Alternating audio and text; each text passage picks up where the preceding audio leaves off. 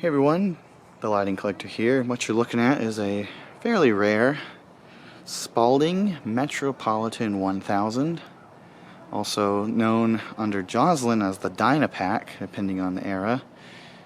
For whatever reason, there was a weird relationship with Joslin, Spaulding, and also Powerlight, which of course was also related to Sylvania, so it's kind of a weird conglomerate there. Not a lot of info other than shared parts and this showing up on the Joslin catalog as the Dynapack and then things like that. So, and Spaulding later rebranded some ITT stuff for their cobraheads called the Metropolitan 400 and 250 and all that stuff. So it's very weird. It was a very weird brand, and they more so specialized in fluorescent fixtures and also architectural lighting, but they did have in the earlier days some cobrahead stuff like this. The line material Unistyle 1000 and the Westinghouse OV50 are the largest large cobraheads that were sold in the United States. The largest of all of them being sold in Canada was the Powerlight B2225, I think? I can't remember that, so if anybody remembers the model name of that one, please let me know. But that one was 4 feet long, so much bigger than this. This is 40 inches, or 40 and a half, somewhere in that range. So it's a smidge longer than the OV50, and also the 327 is like an inch smaller than, or shorter rather, than the OV50s and such, so they're all in the same wheelhouse, but the Unistyle, the M1000 was not that big. It was bulky, but it was still short. And then the 17000 by American Electric was the same kind of smaller size, and then the Revere 2700 and 2701 were also rather smaller package fixtures. They just utilized the medium cobrahead's footprint for the top housing and just made the door bigger. So, enough about that. What we're looking at is probably the earliest ever known iteration of the Spaulding Metropolitan 1000. It has a lot of differences from the ones other people have found or collected. Apologize for the noise. I don't know what's going on over there. But, yeah, it's got this interesting cotter pin set up to keep the door locked in. It doesn't need it, but it helps it to stay in case it somehow gets bumped open and swings back. It keeps it from swinging back hard enough to fall off. And it has a chain to hold the cotter pin as well, which is interesting. Then it has this fairly simple latch, nothing crazy. What's really interesting about it is that the lens is a Joslin lens for some reason. Like I said, they have a weird relationship, or had, I should say. But it looks to be the same footprint as an OV50, and it's a really cool lens because it's kind of textured, a little bit of like a sort of hammered looking deal. And then the inside of the lens has all the ribs for the middle part, but the outside has the ribs in the back and then on the front. It's a very weird lens. It's very cool. So I was able to save this from a shopping center that had previously a bunch of these. This is the last one. They did the LED conversion in phases, and this was the last one remaining, and I happened to catch the electrician taking it down.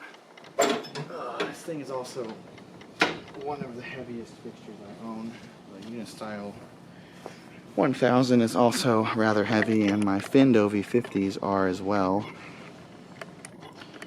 So this guy is big. And because it's so wide, it didn't need the capacitor fins that the other brands used of the time period. Because the OV50 is literally just an OV25 top housing, which is already really big. It's 39 inches long, so it's pretty good size for 1,000-watt lamps. And they just changed the door to be deeper, and the lens obviously starts, it's bigger. The lens is larger. So, because it's still a kind of narrow footprint, as you can see, right where the slip fitter and everything is, they couldn't fit the very large capacitors that at the time were needed for the 1,000-watt ballasts. So everybody except for Powerlight and Spaulding, and I guess Lime Material, had capacitor fins. So the M1000, the OV50, the OV50 was the first 1,000-watt cobrahead. What else? The American Electric 17,000, as they call it, also had capacitor fins. But this was big enough, width-wise and such, that didn't need those. But unfortunately, being a parking lot light, it did get a replacement ballast at some point. That is just 1,000-watt metal halide. It's still a bulky ballast. It's nothing bad. I guess Keystone's okay. Runs good. And they did retain the original terminal block, and the tags are still intact there. The reflector's very nice, still shiny, and the gasket's in decent shape. It's a little worn out, but not bad. Has a Westinghouse style reflector tab there, and actually this nearly looks like an OV50 reflector. In fact, it could be, actually. Looking at it now, it looks very Westinghouse, which would make sense as the footprint is the same. So that's kind of interesting. Didn't really pay attention to that until just now. But yeah, this thing is heavy. I would guesstimate this is over 50 pounds. It's not a lightweight light. There you go. So go ahead and give her a nice fire up here. I'm using my Christmas lights timer for this to make it easier. So here goes. Guess I should have had the camera closer when I did that. There's that beautiful arc tube, and of course the proper clear lamp is being used. It had a blown metal halide lamp, a reduced envelope one at that, in it when I got it, so that went in the trash because it was dead. This thing's so beautiful. As annoying as it is to store this, I take solace in the fact that I'm one of the only people, no, I am the only person, I believe, to even own this version of this fixture. So that's cool in itself, and worthy of the absolute pain it is to store and install it, for that matter. But here's what they look like, of course, from the side. They have a cool profile to them. I like the design. They look a little goofy from the front, but the side profile is very nice, which that's the most commonly viewed profile of a streetlight anyways. Seems to be, it's like the underside and side profile. So it's a very nice looking light. Very well made overall. Good casting. Yeah. I wish I had one with the original ballast because I have no idea what that would look like, but I'm just happy that I even have one because I never thought in a million years I'd get one of these. Even though I know of several places that still have these in use, they're dwindling because they're just so bulky. There were a lot more places that I know of that used these that went induction or LED or whatever over the years. These used to be actually a fairly common fixture at one time. These sold pretty well. It's just one of those fixtures that somehow, by the chance, is more replaced than others. And I don't know why that is, but it just happens to be that way.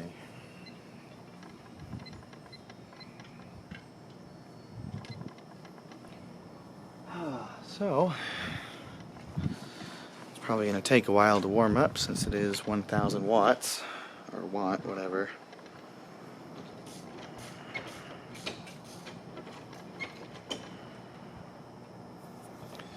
We'll just enjoy it while it warms up.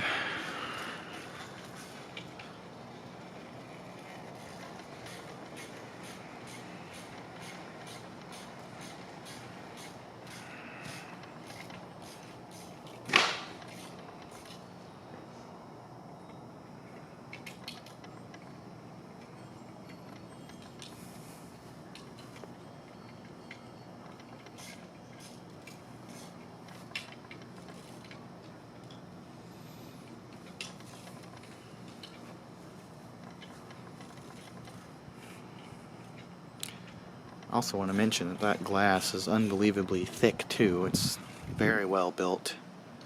I believe it's holophane, but it is their own design, even though it's the OV50 and 327, maybe a 17,000, I think, footprint, which is really cool. I think Revere's also used that footprint, the 2701. The 2700 I don't believe did, but the 2701, which was later Kraus-Heinz, that one used this same shape.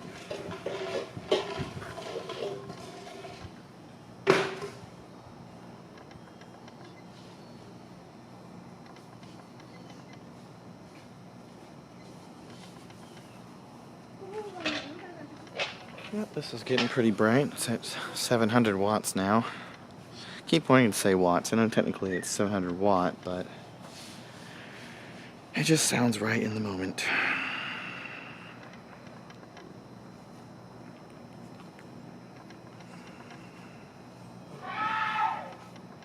Don't know what that was. Apologize.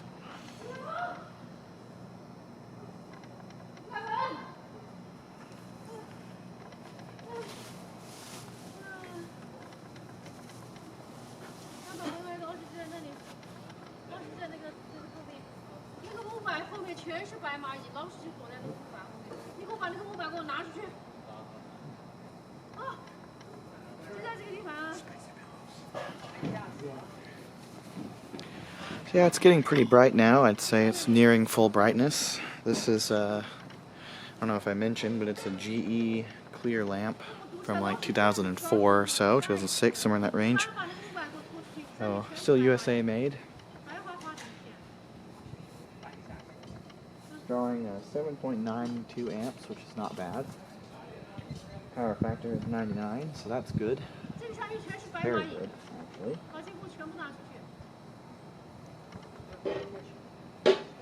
That's about standard for 1,000 watt.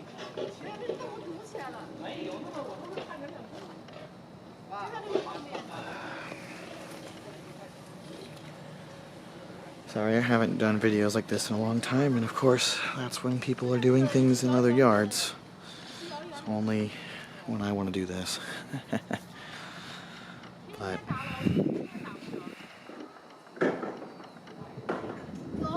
pretty cool. Get a little close-up of this neat lens here in operation. Ooh, very cool. And the little Joslyn J there.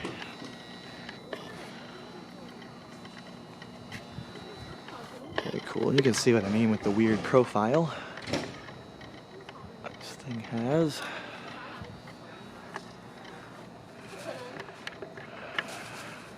It's focusing heavily on that light. It's not actually that dark outside, but the camera makes it look darker than it really is.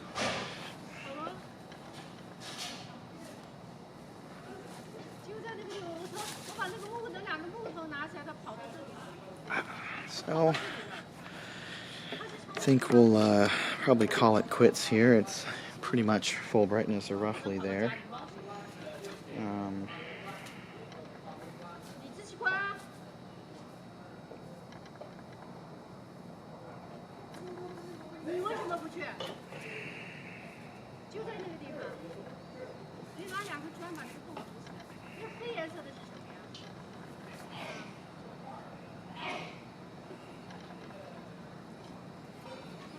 So yeah, we'll go ahead and cut it off now.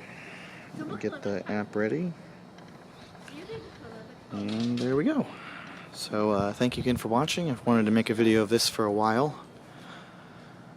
Just didn't get around to it.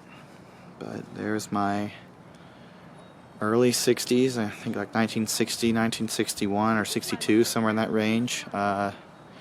Spaulding Metropolitan 1000. Thanks again for watching, and I hope you enjoyed.